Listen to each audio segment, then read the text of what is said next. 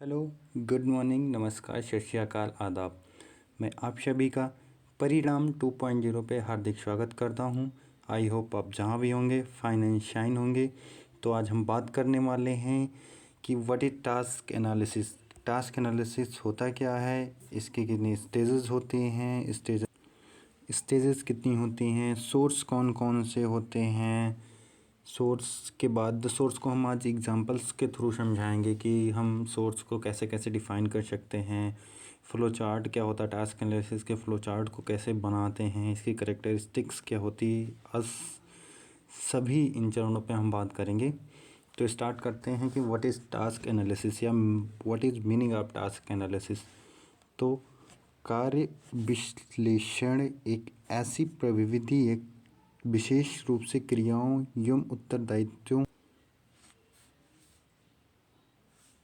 कार्य विश्लेषण किसी कार्य की क्रियाओं एवं उत्तरदायित्वों के संबंध में सूचनाओं का अध्ययन करने और एकत्रित करने की प्रक्रिया है। यानी कि हम किसी कार्य को करते हैं तो उन कार्य के करने के लिए हमें जो जो सूचनाएं उनके संबंध में मिलती हैं, सूचनाओं का तथा अध्ययन करके उन्हें एकत्रित करने की एक प्रक्रिया है।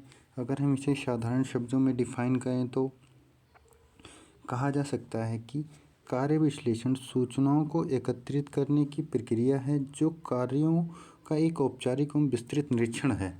यानी कि हम कोई सूचनाएं एकत्रित करते हैं तो उसका जो एक फॉर्मल रिजल्ट प्राप्त होता है उसे ही हम टास्क एनालिसिस के रूप में कह सकते हैं। अगर मीनिंग की बात करें तो टास्क एनालिसिस कार्य विश्लेषण का अर्थ ट्रेनिंग साइकोलॉजी से निकाला जाता है, जिसका संप्रत्यय रायले के द्वारा प्रतिपादित किया गया है। अगर हम कार्य विश्लेषण की बात करें तो इसे दो भागों में डिवाइड कर सकते हैं, कार्य प्लस विश्लेषण। अगर हम कार्य की बात करते हैं तो कार्य किसी भी पाठ्य पुस्तक में उपलब्धि की इकाई है जो सामूहिक रूप से क्रियान्वयन करती है।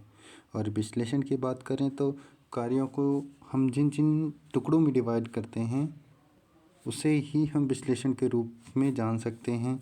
अगर हम कार्य विश्लेषण से अभिप्राय छात्रों की पाठ्य सामग्री से संबंध रखने वाली सूचनाओं को एकत्र करने के लिए किया जाता। अब हम आगे चलते हैं।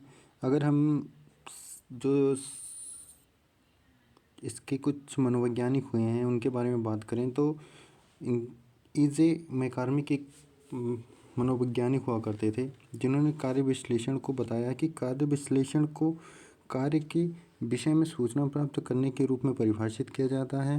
अगर हम एस ब्लम की बात करें तो इन्होंने बताया कि कार्य विश्लेषण की परिभाषा किसी कार्य से संबंधित विभिन्न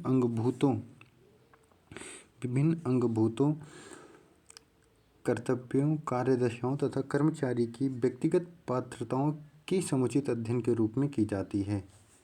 और अगर हम और आगे बढ़ते हैं, अगर हम सोर्स ऑफ टास्क एनालिसिस की बात करते हैं कि टास्क एनालिसिस के सोर्स क्या क्या होते हैं, तो सोर्स में सबसे पहले क्योंकि एक चाइल्ड सेंटर्ड होती है तो इसलिए सबसे पहले स्टूडेंट इसका पहला टास्क, स्टूडेंट इसका पहला पॉइंट होता है। दूसरा टीचर जो इस शिक्षण प्रक्रिया को या फिर टास्क एनालिसिस की प्रक्रिया को जो पूरा करता है शिक्षक होता है। अथॉरिटीज़ क्या होती हैं कि जो हमें टास्क एनालिसिस के दौरान इनपुट्स या आउटपुट्स मिलते हैं उन्हें कैसे मैनेज करते हैं, उसके क्या बेनिफिट्स हैं, उन सब की रिकॉर्डिंग इनकी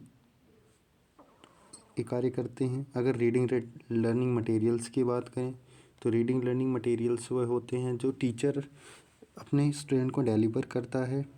एग्ज़ामिनेशन मटेरियल ये बहुत ज़रूरी होता है क्योंकि एग्ज़ामिनेशन मटेरियल के द्वारा हम किसी भी छात्र की जो कमियां हैं या फिर जो उसकी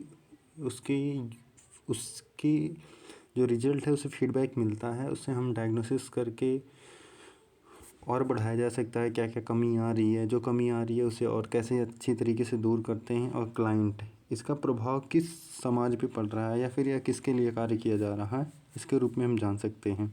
जैसे अगर एक एग्जांपल्स के थ्रू हम टास्क एनालिसिस को डिफ़ाइन करते हैं तो जैसे फर्स्ट हम एक एग्जांपल से मैंने खुद ही बनाया है कि जैसे तुम्हें एक लेटर पोस्ट करना है तो उसके क्या क्या स्टेजेस होती हैं, कैसे तुम्हें क्या क्या कार्य करने पड़ते हैं, उन सारे कार्यों का विवरण इसमें दिया है। जैसे फर्स्ट वन है write a letter to the prepare for posting, यानी एक लेटर तुम्हें लिखना है, उसे क्या करना है, पोस्ट करना है। तो पहले क्या करोगी, प्रिपेयर फॉर राइटिंग, पहले राइटिंग मतलब लिखोगे लेटर, प्रिपेयर करोगी उसमें कौन कौन सी चीज़ें आती हैं, फिर राइट अ लेटर, लेटर लिखोगे, फिर प्रिपेयर एनवेलप, एक एनवेलप तैयार करते हो, फिर पुट लेटर इनटू एनवेलप, फिर क्या करोगे उस एनवेलप को, लेटर को एनवेलप में डाल दोगे, तब जाके सारी प्रक्रिया पूर्ण होगी। इसके बाद ही तुम किसी भी चीज़ को पोस्ट कर सकते हो, यानी लेटर्स को अपने पोस्ट कर सकते हो। अगर हम फ्लो चार्ट की बात करें तो फ्लो चार्ट ऐसे हैं जैसे कि हम HAL वर्सेस NPE। HAL क्या होता है, हैंड एक्टिविटी लेबल्स होते हैं। अगर NPF की बात करें तो नॉर्मल पीक लेवल होता है कि इससे आगे एक नॉर्मलिटी होती है लेवल की, इससे आगे नहीं हो सकता। SI स्टेन इंडेक्स होता है। Modified HAL versus NPE।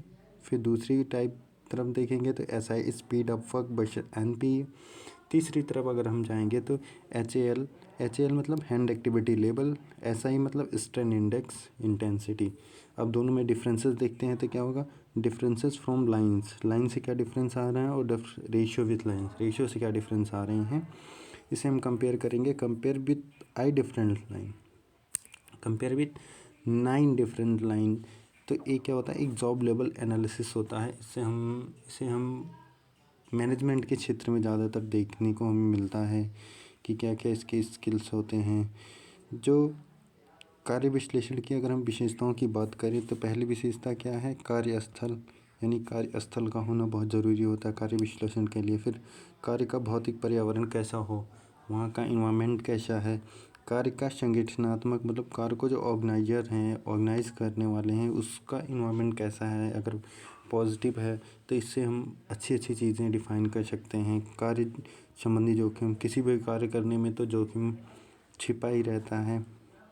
कार्य का निष्पादन मानक क्या है, मतलब हम कार्यों को कितनी अच्छी तरीके से निष्पादित कर सकते हैं, उनके जो स्टैंडर्ड होते हैं, जैसे जैसे उसका मान लो वैलिडिटी क्या है, उसकी रिलायबिलिटी क्या है, इन सब चीज़, ऑब्जेक्टिविटी किसी चीज़ की क्या है, इन सब चीज़ों के बारे में बात करते हैं। और कार्य की अपेक्षाएं क्या है। आखिरी में हम कार्य की अपेक्षाओं की बात इसलिए करते हैं कि हम जो कार्य कर रहे हैं उससे हमारी अपेक्षाएं क्या हैं, हमारे साथ साथ हमारे इस हमें एक सामाजिक जीवन व्यतीत करने के लिए हमें कैसी कैसी लोगों की अपेक्षाएं या समाज की अपेक्षाएं हमसे कैसी होती हैं। तो ये था आज के लिए इतना ही। Thank you. अगर चैनल पे नए आए हो तो आप लाइक करें, सब्सक्राइब करें। Thank you, bye.